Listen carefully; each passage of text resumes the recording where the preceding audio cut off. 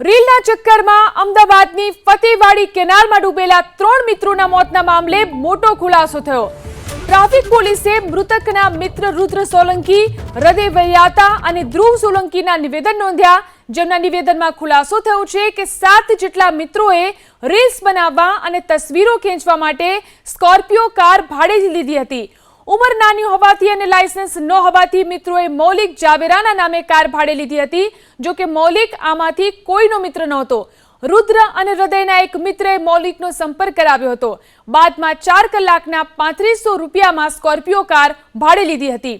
Car લેવા માટે મૌલિક, રુદ્ર સોલંકી, હૃદય વારિયાતા અને ધ્રુવ સોલંકી એક સાથે જ ગયા હતા, જે ચારેય સીસીટીવી કેમેરામાં પણ કેદ થયા.